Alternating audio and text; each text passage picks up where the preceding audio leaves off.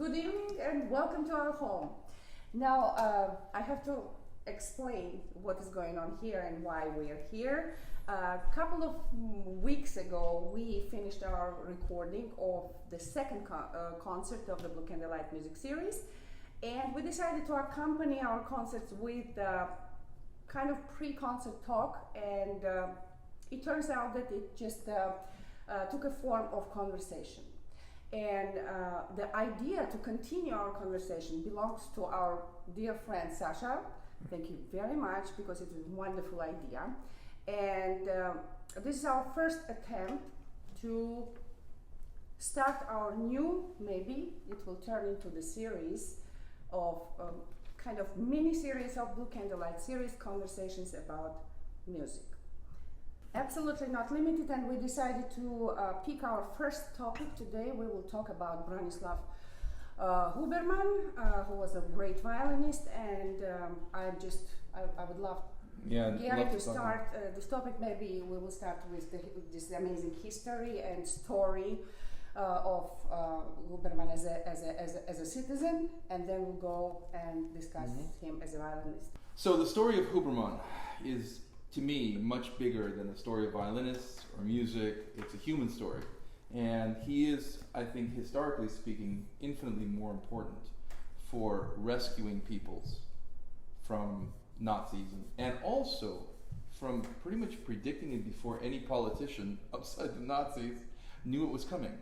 And we'll talk about that. But let's start with his violin history, which is incredible in its own right. He was born in 1882. Who was alive then? Brahms, Tchaikovsky, Dvorak. It was, I'd say, probably the height, and certainly Strauss and Wagner too, probably the height of the late Romantic movement, where, you know, if you were a young man in Poland, which is who we're talking about, you were going to hear some unbelievable music with some unbelievable players. So he was born in what is now known as Poland, and, you know, somebody like Pinka Zuckerman, for example, his parents are of Polish origin. And so at the time, it seems like the Polish violinists, and really the string playing of Poland, is what we know the Czech playing is today. I mean, you were going to play violin, and you were going to do it well. And he was quite a prodigy. He started with a local teacher, but he was such a prodigy, and this is really great, actually, for us to talk about now. We think the Wunderkinds, right? I mean, today, you know, we see YouTube videos of kids playing at the age of 5, and, you know, when the Suzuki method got started, it was unbelievable. A 3-year-old could play Paganini. This guy went to study with Joachim at the age of 10. Now, Joseph Joachim, who was pretty much the big older brother, if you will, to Brahms, didn't just take on students because he had the Joachim Quartet. He was possibly the most famous and certainly one of the most important violinists and soloists of Europe at the time. He took on young Bronislaw Huberman, and he took him on because he had a unique approach to the instrument, and that was at the age of 10. So just to emphasize, we're not talking about somebody who can play the violin or who could play with someone. Nothing basic here. This was a talent that needed to be developed rather than made and taught. It needed to be nurtured. And at the age of 14, Johannes Brahms, an elderly Johannes Brahms, was told, you know, that there's this prodigy, and he'd like to invite you to his performance of the Brahms Violin Concerto, which was Joachim's, you know, he premiered it. Joachim, his teacher, this was his baby. You would think he would play. No, the 14-year-old should play. And Brahms said, not interested, I hate prodigies. I hate the idea of prodigies. They don't know anything about music, they need to grow up. They talked him into it, and Brahms was in tears from 14-year-old Huberman. And this is the kind of talent we're talking about. We're talking about the kind of talent that, like they said about Yosef Hasid, comes once every couple of 100 years. So we're not just talking about somebody, you know, who's important enough and talented enough to play. We don't have a lot of them, but we have them. This is special. But even more, Brahms said, this is how my concerto is to be played. Yeah, can you to 14 years old. Student. Yeah. So they kind of told it like it was. Yeah. Skipped to 1933, where he played in a trio with Brahms and our good friend Arthur Schnabel. Again, somebody who is a young man, much younger than the other two. They took him on as a colleague. In fact, they played piano quartets with one Hindemith before Hindemith came to California. And later that year, Huberman learned about the rise of Nazism. This is later in 33 or 34. And the first thing, well, I don't want to say it's the first thing, but the first important thing that we know about this is he went out and declined Furtwängler's invitation to play with Berlin Philharmonic. Now, just to put that in context, the Berlin Philharmonic, the vaunted Berlin Philharmonic, certainly was one of the very great in Europe. And I think it's fair to say that, well, we had great orchestras in the 30s and 40s, like the Cleveland, the Chicago. Certainly this Berlin sound is quite unique. And to decline that invitation, which entailed pretty much, you didn't make a phone call. You had to write a letter. A letter to Furtwängler says thanks, but no thanks. Took a lot of courage. Huberman said, look, there's just no way with what's going on. Because you'd have a dictatorial state. I'm not going to do that. He said, yeah. The content of it was, I'm not really sure where this is going to end. I'm not going to participate in it while it's beginning. And then in 36, he writes an open letter that was published by the Manchester Guardian. That was to the German intelligentsia, the intellectuals, that said, look, we're organizing the Palestine Philharmonic, and I'm going to save as many Jews of various origins, but starting with Germany, because it's not going to end well. And that first concert, after they actually did this, which is a long story, I'm going to put a link at the bottom if people want to see the film that was made about I just want to ask History of the Exile. It's a movie, right? Yeah. The film is a feature film, fantastic. Very beautiful, and it has some of our friends speaking about it as well. It's worth watching. What's the name of the movie? Orchestra of the Exile. Orchestra of the Exiles, yeah. And you can get it on. We'll put the link at the bottom, and then it's also on Amazon Prime, if I'm not mistaken. But it's just a sensational film, and it's the incredible thing about the Palestine Philharmonic, which became the Israel Philharmonic. But how many people he saved personally? 900, over 900 people, because not only the orchestra players, almost anyone who asked him, and naturally their relatives, who are offspring of them is still alive and plays in the same orchestra. It's unbelievable what he did for the musical world long after his death. And the thing that's even more unbelievable is today, almost 100 years later, many of the members of that orchestra are direct descendants of the people he saved. In fact, there are a couple of wonderful essays. I might put those links there too, if you are okay with it, that tell their stories about how their parents and grandparents were saved by Huberman, and what it took for him, because his career was severely hampered by saying no to Furtwängler. And he did play in the States, of course, and he played in Europe, but when you say no to Berlin, you're kind of persona non grata for at least a short while, and at the time, then the war came. So it was very difficult. Let's talk about his violins, because one of the most famous things about his instrument is the Gibson or Huberman Strad, which was Joshua Bell now plays it. Yeah, it's the so-called red violin.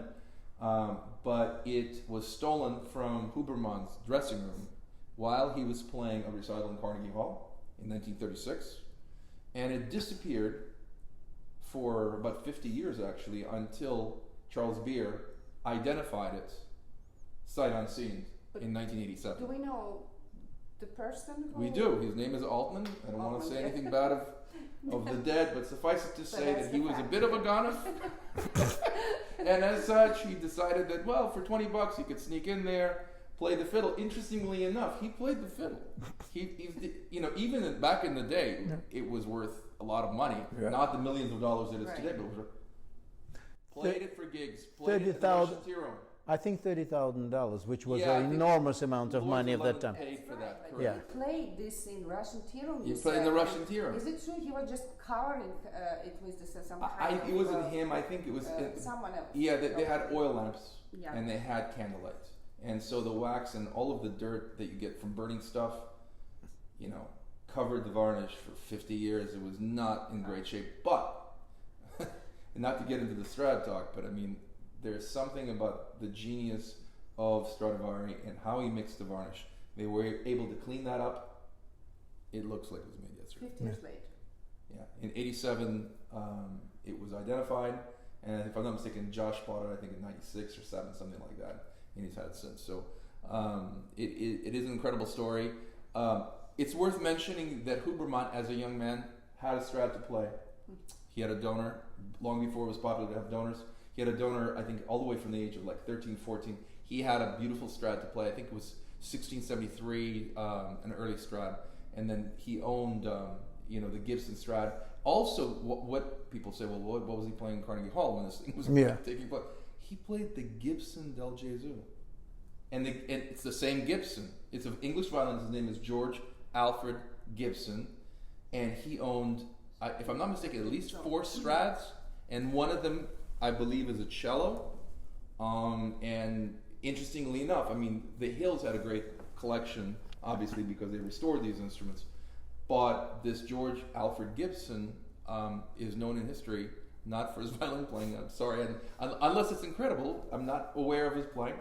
But he's historically important because of these instruments. So just to go back to Huberman, his vision was far beyond that of an artist. It was a humanitarian vision. It's actually, if I may, of course. Because what happens to him, it was the way he was made. Because very often he wrote and lectured, even during the concerts after the First World War, on necessity of creating United States of Europe. Mm-hmm. So the federation of European country in order to stop this madness. So it's not just a located incident with Israel Philharmonic and things like this. The high humanitarian ideas followed him pretty much all his life. It's very interesting. That's the way he was made. Yeah, it's interesting because I think back in the day, and we've talked about on a different subject, that the great Russians, the Kuchka, Magucha, Kuchka, the great 5, now we sort of say, well, they weren't necessarily serious musicians because they were chemists and soldiers, but starting with the Greeks, I mean, the classical education was not optional or even desired. It was absolutely mandatory. Yeah. So somebody like Huberman, if he went to the gymnasium or whatever, he would learn Aristotle. He would learn about mathematics. He would learn about geography. It wasn't enough, to play flesh scales. It wasn't enough to play the Viotti concertos. It was played, it was taught, but it was just part of a greater whole that if you were thinking, or more importantly, if you had the talent. The whole culture of humanity, a great musician. Yeah. It was incumbent upon you to know about life. Yes, absolutely. I just want to quickly say something. I assembled something. Why would you think someone give Huberman such expensive violin? But let's just a little bit run through. Age 7, plays in Warsaw the Spohr's concerto with a great success. Then goes and studies with Joachim and some of his students. 11 years old, appears with a raving success in Belgium and Holland.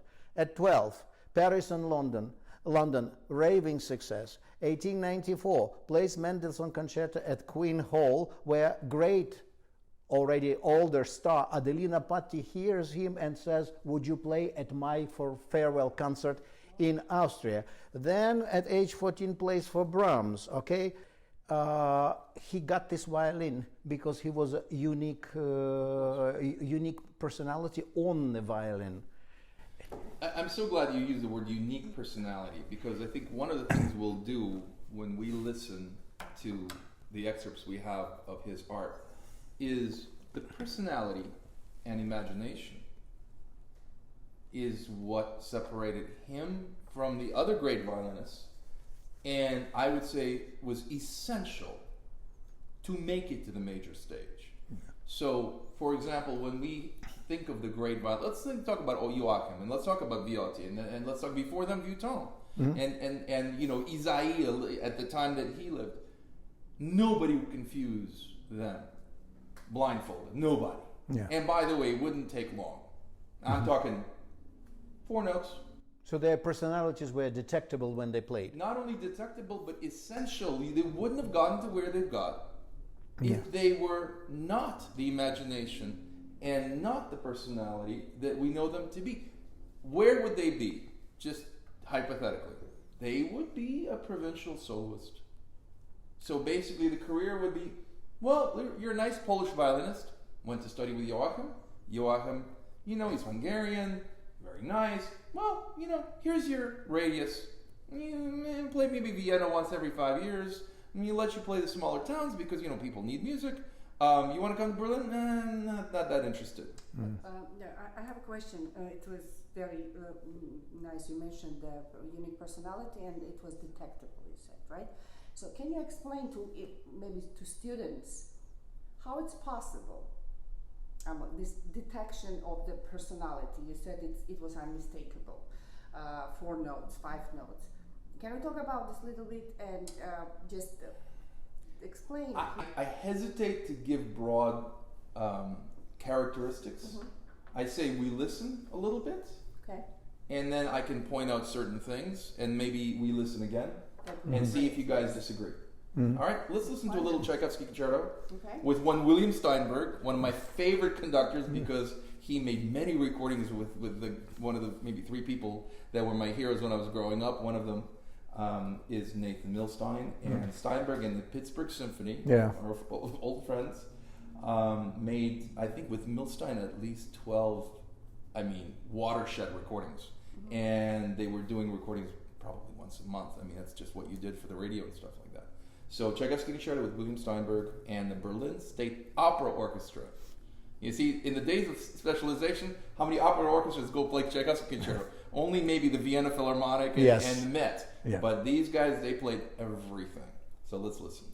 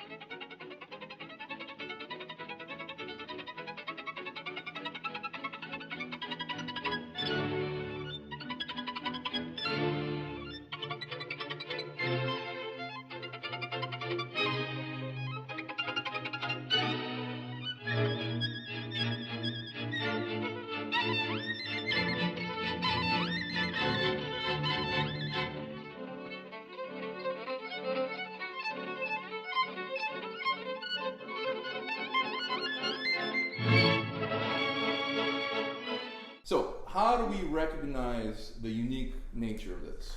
Just listening to this excerpt from the first movement, to me, he completely adopts the ballet of that first movement. Most of us, I think, today we tend to play that in a much more bravura style, and maybe thicker. The thing about his tone, while beautiful, is it's effortless. It's laser-like. There's no fat to it. It's completely focused on the center of the string. All of the color is very subtle. And what I found, for example, in the first phrase, right after the opening introduction, it seems static, doesn't it? It seems slow. It's holding it. And yet, we now know, those of us who are not familiar, the technique is easy. Yeah. It's just like grease lightning. So why does he hold it back? And then we'll talk about slides in a moment. Why does he hold it back? I believe because there's a balance to the introduction. Heifetz used to say, you never give anything away in the first phrase. It's static. And he's like, well, go. But he doesn't let you go. Because after but then that's where the dance begins. That's where the ballet begins. So one of the things that I find really phenomenal about something like this is that if you only heard the first 25 seconds, you might say, wow, world-class soloist, confusing.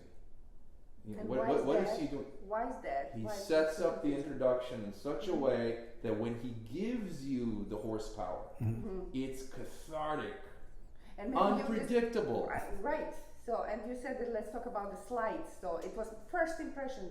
The slides. Yeah, we looked at each other when we heard it's the art of portamento. It's so vocal. The way he goes like a good Italian singer, and also he's very, very detailed. Not only huge nerve when he goes after something like a raging bull, but also with such a multitude of different dynamics, almost resembling the voice when the word is influencing the voice. But at the same time, he has this boldness. Yes, absolutely, yeah. Well, let's come back to the portamento. Yes, so, to me, without getting into what would be acceptable today, I think the reason he does it where he does it, and I, by the way, can tell you places where we do it, where he wouldn't do it, is because it cannot be disconnected. Yeah. It's legato. Yeah. So then the question comes up, is there a different way to do it? Well, there is. There's two different ways to do it. Either you can stretch and kind of hide it, or you can use a different string. Go to a different string, you change the color. If you're going to strain it, maybe it doesn't have the same kind of vibrato. Again, I mean, there's no fat to that tone. So I think if you can take the, I would say this, let's suspend the distastefulness of our century, because like I wouldn't play it that way, and let's listen to it for the connection, for the emotional connection, and for the vocal connection. Because I think given what he's doing, he's basically saying, look, I'm unwilling to play non legato just because it's easier, or maybe I don't want to slide here. It's more important to connect and be vocal than anything else. So in other words, here his priority is to serve the music and musical phrase first. Absolutely, when technique becomes the secondary goal. Of course. It's just exactly like in singing. This is what it is. His violin resembles the art of singing, the way he just uses this. Because with this kind of technique, he easily could do the second variant. But I think this is absolutely deliberate, because art, for me, when I will be talking one day about this, the bel canto, which means beautiful singing, is the art of legato. Right. When you go with the perfect sonority from and to, in a perfect legato, that is what the Italians consider to be bel canto, beautiful singing, and I think it's a bel canto on the violin. Absolutely. The other thing also, I don't know whether he was using the Del Gesù or one of the early Strats from 1713 or the early Strat, but it doesn't matter. There's no question that he plays with his instrument. Not with the violin, but with his instrument. And that instrument is a great fit for him because it's not fat. The overtones, you hear them all the time, and they hang up in the air. Interesting enough, I mean, we can talk, this is maybe not the world's greatest recording. We can clean it up, quote, we can sweeten it up. Don't want to, because I want to hear the man, As not is. the engineer. Yes. Yeah. That's the beauty of live performance. Yeah. In a way, this is maybe the beauty of electronic recording, because it's still electronic recording. In Germany, the tape recording is only 1942, 1943 in Germany created, which means he made a mistake. He has to re-record the entire thing. But on the other hand, you cannot manipulate, and you really hear the violinist in the moment. Absolutely. And that moment, in my opinion, is what they cherished the most. I think they had a good plan. They studied very well, but then they knew something will happen in the moment that will alter the plan. They will follow the moment. Well, you know, without getting into the Glenn Gould idea of studio recording, I think that day you still did not. I mean, basically, this was new. Yeah. This is weird.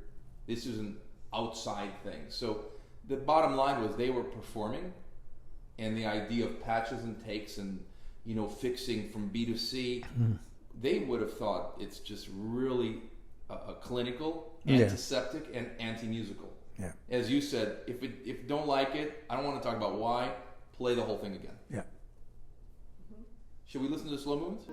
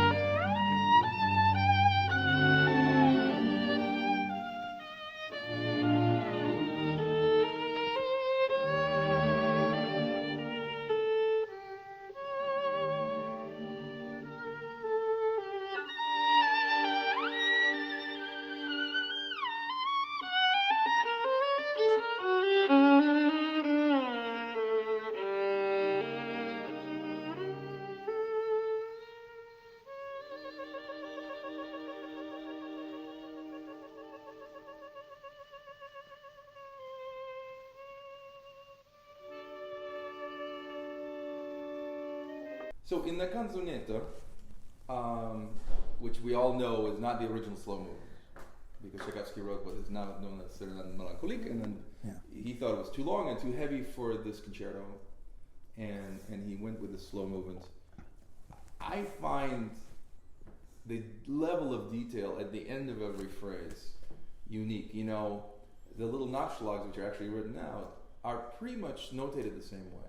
Not a single one does he do the same way. Yeah. And he points out leading tones, he points out, you know, intervals that are important to him. Mm. And rather than discuss, well, you know, why, I kind of like the idea that it's completely unique and very improvisatory.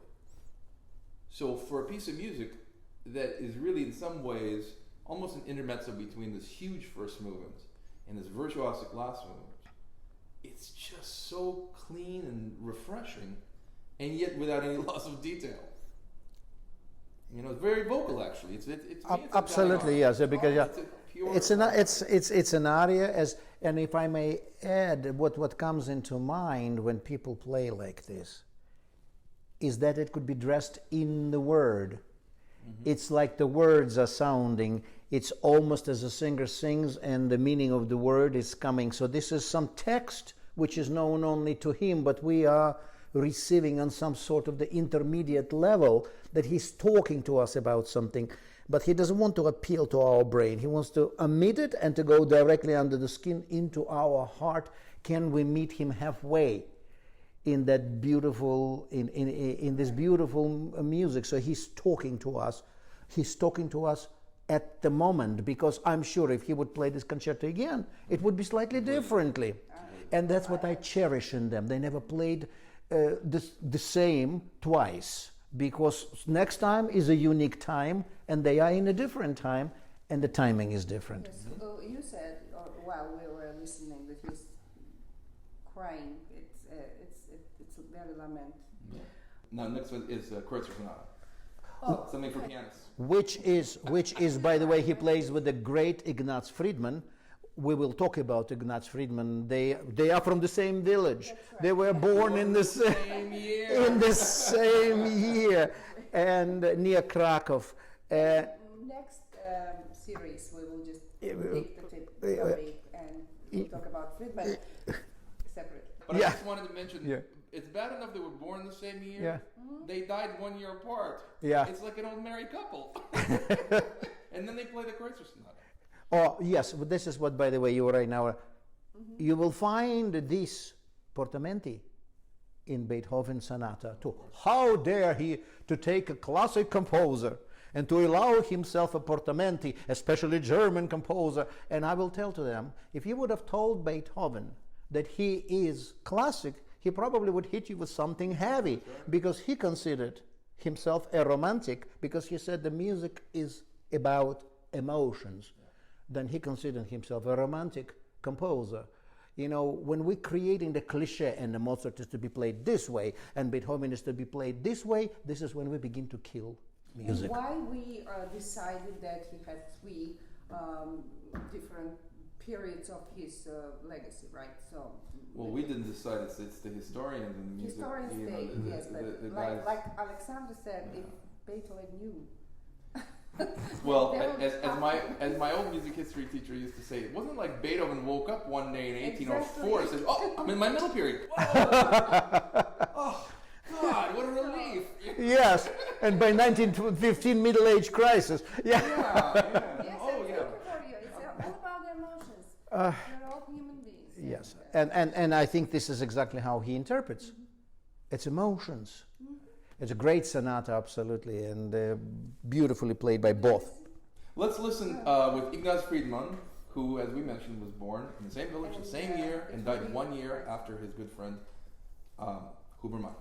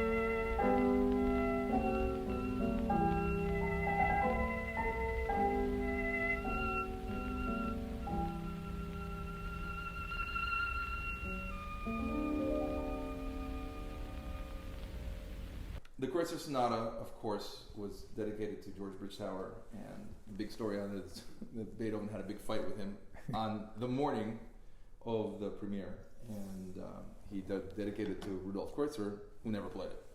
Right. In this case, it's very interesting because I think we all agree the placement of the violinist and the pianist is a bit unfortunate. We get too much violin and not enough piano, though I think, Friedman's playing is phenomenal. And it's so easy. But interestingly enough, there is that the second theme group, right? Yes. The chorale, which they basically play twice as slow. It doesn't mark it. There's a couple interpretive things here which we should discuss. Why do you think? Well, I think because he adopts E minor here as a tragic key to the A minor before. Yeah. I think he looks at it as a completely different thing because it's such a virtuosic and motoric movement that it's the only time you can kind of rest until the. But like, what do you think? I mean, where does the Beethoven marking, which is clearly the same tempo, where is it that the interpretation takes over too much? I don't know. I can argue about this. What do you think? I think if we compare this performance with others very famous people like Martha Argerich and Gideon Kremer, and on the other hand it was Aborin and Everybody's recorded, even us. Oistrakh, right. They're having completely different reading, completely different interpretations, so different from each other, and they're all convincing. And here, when I've heard, when we recorded those sonatas, we really argued about this, I remember, and I was really against it because I am a big advocate of the composer's markings. However, it's acceptable. It's I think what happens. We will jump a little bit to one pianist, which we will speak about, of course, later. Sviatoslav Richter, 8th Sonata, Pathetique. It's not reading; it's the same tempo. He plays it twice as slow, but then gets off the hook in such a way that absolutely justifies. It's the burden of the person to prove to the listener. It's like you've listened to him playing Schubert and you said, maybe it's not my favorite sonata, but I cannot stop listening. And that is that magnetism. In my opinion, all of the early composers, beginning from Bach, I'm not going to go further than that, they were great improvisers. And I don't believe Beethoven everywhere would put everything, as he basically knew that some of the episodes, he was very meticulous in certain places, and suddenly other places are left, maybe it's left for interpretation. And I think they kind of knew this, because it was a live moment of sculpting the music. Again, he could play the sonata next time in a tempo you think is right. And can I tell you something? We have to remind people, this is 1801 still. It's the last sonata that is 1812.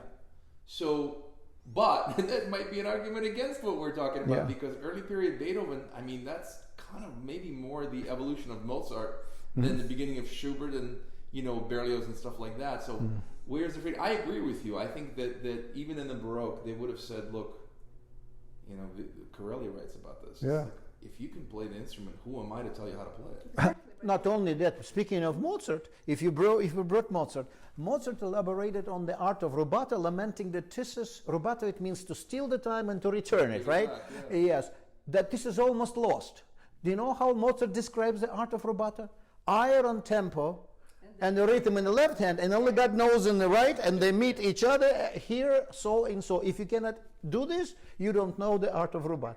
Chopin has similar rubato, by the way, but it's slightly different. But maybe we'll talk about it later. I have Beethoven Concerto with the Vienna and a young George.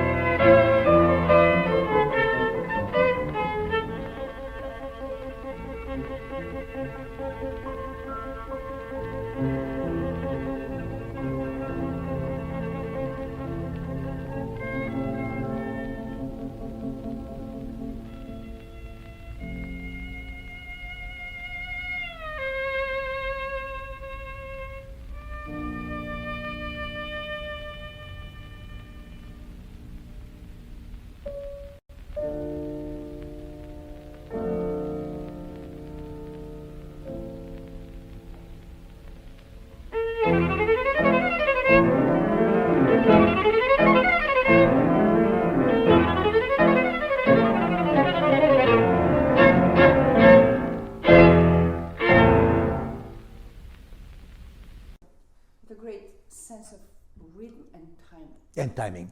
Timing is everything in Yeah. music, we know that. And speaking of rubato, we can just talk about it more and more and more. But here, you know, what came to my mind today, if you would, you know, imagine a student using that way of expressing rubato, probably he would be And in hell. crucified. Yeah. Well, but why is that? Well, I think it's because you have to learn how to use it. You know, it's like using something that if you use it wrong, it'll kill you. But if you use it properly, it's the best thing ever. So in other words, it's your burden of proof. But Gary, can I ask you the question, since you have, well, once you played all of these sonatas with Bayer, right? You have a recording. I bought it. All right, yeah. And so should you. And so should you. All right, yeah. What would you think would be important for the modern violinists or in general musicians to learn from what we've heard right now? Because for me, I'm learning every time every time I'm listening something new. But what is missing today? Why Ivry Gitlis in that movie that we will suggest says that before the violinists, even on bad recordings, fingers followed the soul. Today, soul follows fingers. So why did he say it? And it's not only him, it's Horowitz, it's Byron Janis. In other words, American pianists, great American pianists. There are many, many musicians, he said, that we somehow dehumanized ourselves in interpretation of music, and we do not have anymore that freedom. What do you think would be most important? I think first and foremost, you have to allow yourself to be free on stage. And that can only be done if you're technically aware and capable. So, you know, you spoke about students. I think the students, provided they work hard and they have some talents, and I'm sorry, I mean, in order to play at this level, you have to have some talent. Yeah. Yes. Some people who don't have much talent, you know, they might get there, but it's pretty tough. Yeah. And if you believe in yourself and you really can do that, I think you must push yourself to make a statement. Yeah. And not be afraid. Not, you know, they say this about the great ones, they're fearless and you can hear it. Yeah. And it's smart to be fearless if you can back it up. It's dumb to be fearless if you can't back it up. Absolutely. You don't So have you do the work at home. Yeah. And on stage, you just let it go. Yeah.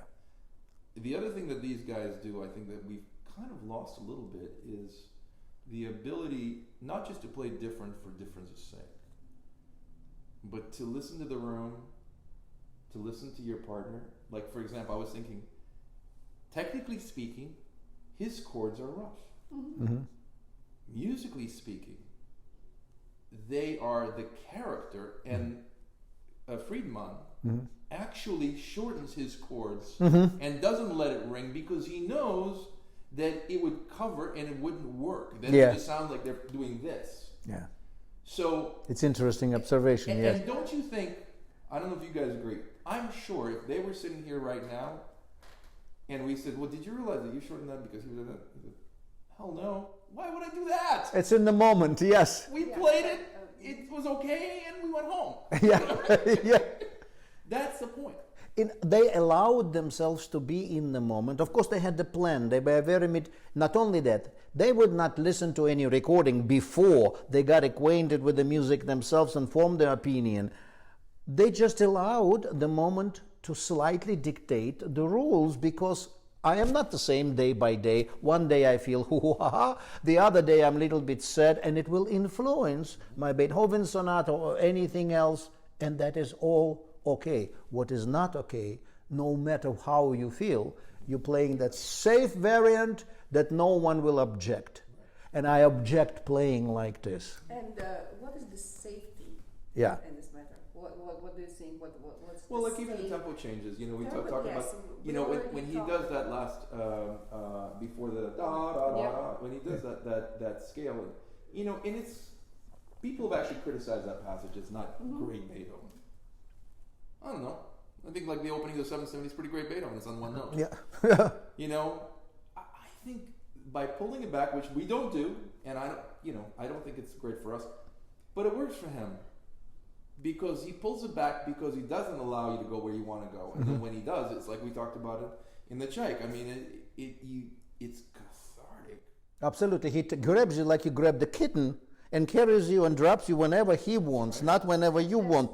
But what is amazing, right before the finale of the movement, he plays on purpose without any vibration. That's right. Almost as to sort of flatten everything down, and then when explosion happens, you are the victim. Right. In the good sense of its word. Well, also don't forget, I mean, that's the prayer that is a corollary to the introduction. Yeah. Because the introduction could be A major. Yeah. You know, Yeah. the whole idea is you don't know what key you're going with it, and only when the piano responds, okay, I got it. Yeah. You know what I mean? So, and again, and that's another thing, you know, you spoke about why. I don't know that we teach enough the balance of the interpretation. Mm-hmm. We teach a lot about, oh, that sounds good, that doesn't sound good, this won't work, but that.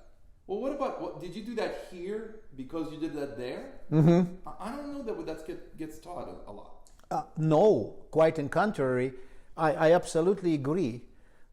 Toscanini was famous by conducting the slowest ring in Bayreuth and then the fastest. And when he was asked, he said, for the one I had certain singers, the tempo worked better for them. For the other tempo worked. But when Toscanini would change one tempo, he was famous for this, for the form, for keeping the form. All other tempo underwent a certain change in order to create the whole scope of lines together. I absolutely agree with you. No, we're not teaching this enough because that takes a risk. Yeah, but are the performances worse off for it? I mean, God forbid you say, well, you know, what you like to do here, then make sure that the opposite is here, just so the whole thing is balanced, or do it exactly the same way so they know. I'm afraid that some people don't think anybody knows. Yeah. That's what worries me most. Yeah. I think some people go, like, you know, I got an hour, you know, and you can't play that in tune. So I'm going to talk about that instead. Yeah. Beethoven Concerto? Yes, of course.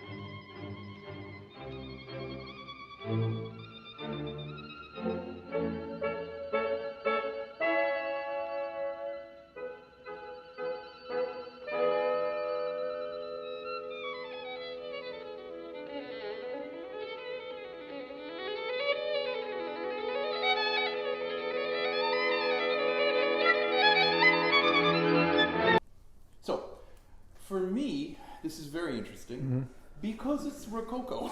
Yeah. It's, I mean, considering the time that this was written, very actually close to the Kretuzer Sonata. I mean, it's fluent. You know, if it wasn't this kind of music, you would think it's almost CPE Bach. You know, I mean, it is just very simple, but it has tremendous detail and mostly in the tone. Yeah. The tone has a million colors. Oh yes, that's the know, and it doesn't actually point anything out to you. You just basically says, well, here's the piece. You know, it's a lot of scales and arpeggios, and just listen to me play it. But interesting, he was a pianist. Yeah, he played well. His major was a piano, right? Yeah, he was first famous for his piano, then not. But this is genius. How well he knew the instrument. Yeah. Who, Beethoven played violin and viola too. Yes, but still, it's what we were talking about. Like but it was okay. Right. But I mean, yes, Mozart. Primary instrument was the piano. Favorite instrument was the viola, and wrote best to the voice. Yeah. So you know. But he also could play a little bit Mozart on every instrument of the symphony orchestra. In Russia, we had only one person like this conductor, Natan Rakhlin. That one could take up, and play even the trumpet if necessary. What was that? He was trumpet player, right? I don't know really, but I just know that he could actually touch a little bit almost every instrument he knew. Sorry, no, it's great. But I think, when you mentioned like what do we learn from this Beethoven concerto, I think it'd be fair to say there's not a single soloist that plays it like this. Yeah. Not a single one. So did we lose something? I'm not sure. I think that there's an evolution, but I think that it sounds so fresh. It's like you never heard that piece before. Yeah. And I could point out certain things that are not in the score. Yeah. But overall, I mean, like when he finished that, he does that first scale, and I think most of us would say, well, it's abrupt. It's probably a little strange. In the end, I think we should focus on the overall effect and not necessarily on every single detail that may not be to our liking. Absolutely, this is a good point. Overall impression. Yeah. What print is put into you, and the print is deep. He made the point. Yeah. He's a great musician. Yeah. It's like when people talk about Schnabel. Yeah. And I have to talk about Schnabel in a violin talk. Yeah. You know, he played a lot of wrong notes in those Beethoven Sonatas they recorded. Yeah, I know all of them. Yeah. And he still sounds like Schnabel. Yeah. So it's just, you know, Details matter Details as matter, long but they're coming together. after Yeah. you As long as observe the Yeah. entire piece, I guess. Yes, bigger picture. How about some Brahms? Yes, of course. Because I actually never heard Brahms. All I have. It's good. Yeah, you like it. Yeah. There's two movements, the first and the last Yeah. movements. Right.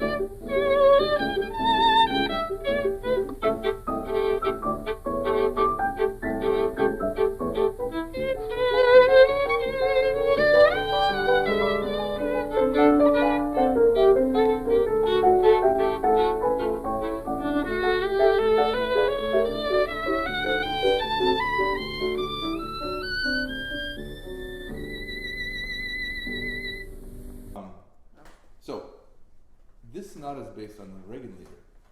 It's the Rain Sonata. Yeah. And I think the leader part is more important. And so we talked about slides.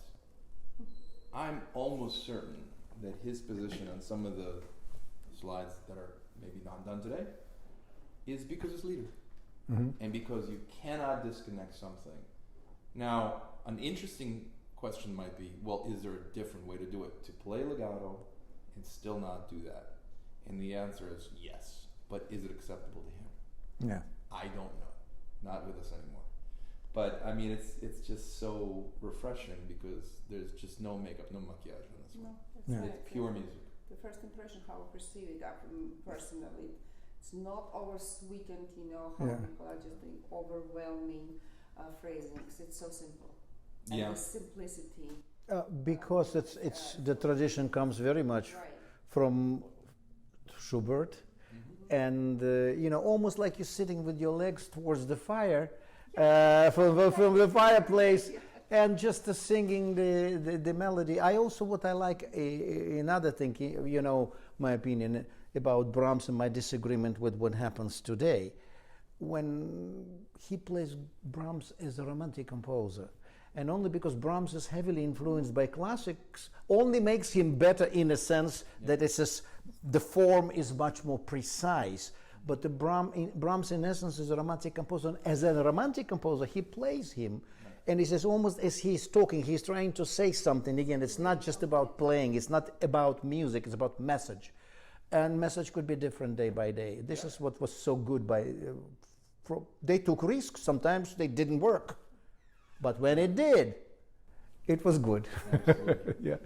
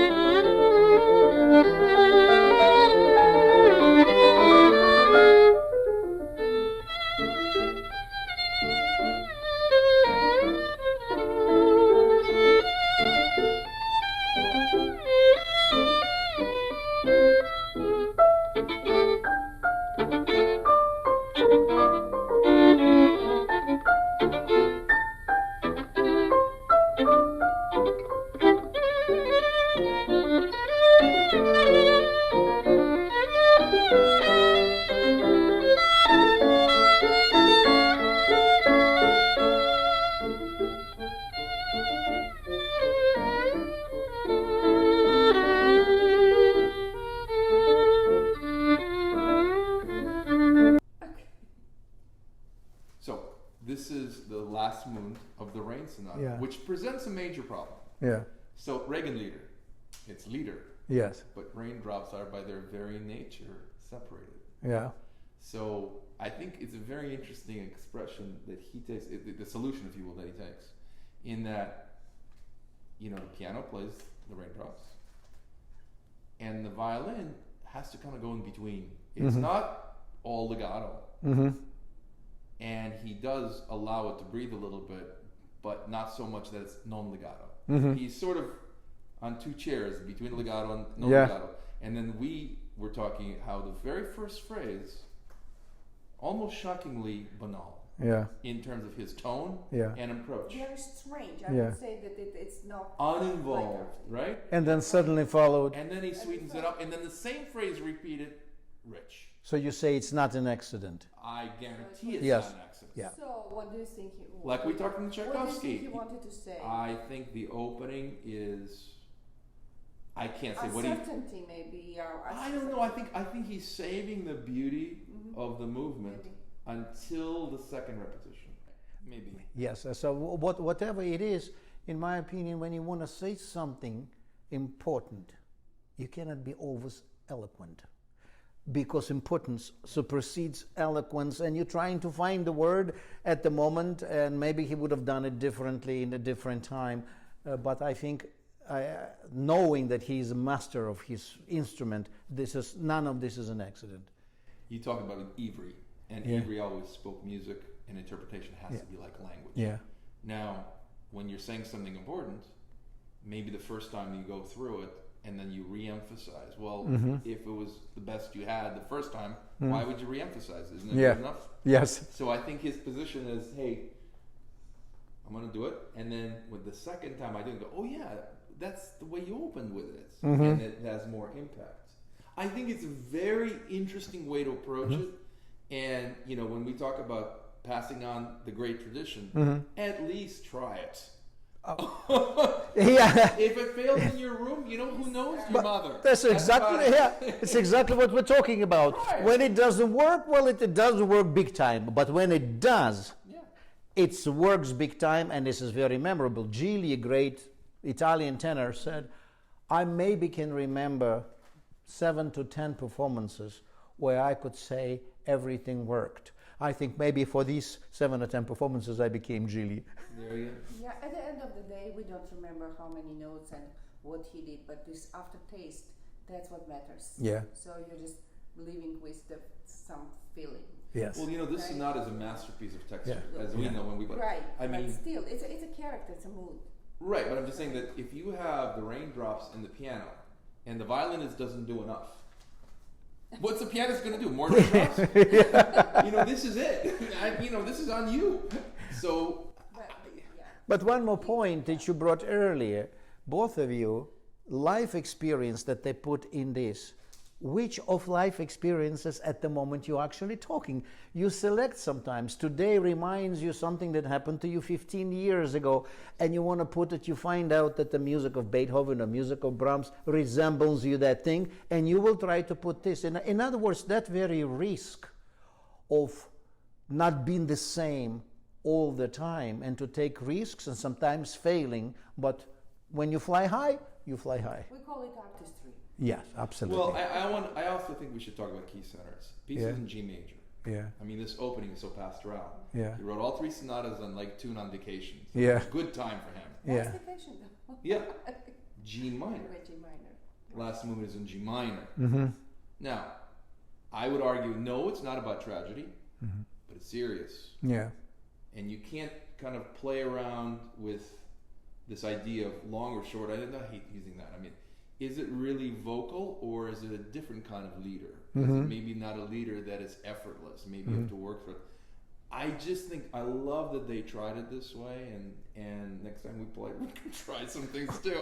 Well, I mean, in every leader, you have a moment that leader is more like recitativo, it's more like speaking, or more so preceded by melody, when melody carries the word. But some, Tchaikovsky, Rachmaninoff, Brahms in his leader has some of the things that are obviously recitativo. And maybe this is the point of recitativo, and he had to select a certain method to deliver that recitativo. I don't know, but I admire the fact that he takes chances. Absolutely. And gives us a room for our, our own interpretation. Yeah. I'm just thinking the romances with viola, the Brahms romances, because it's viola, because it's a thicker string. Yeah. He actually has the soprano sing in a different tessitura.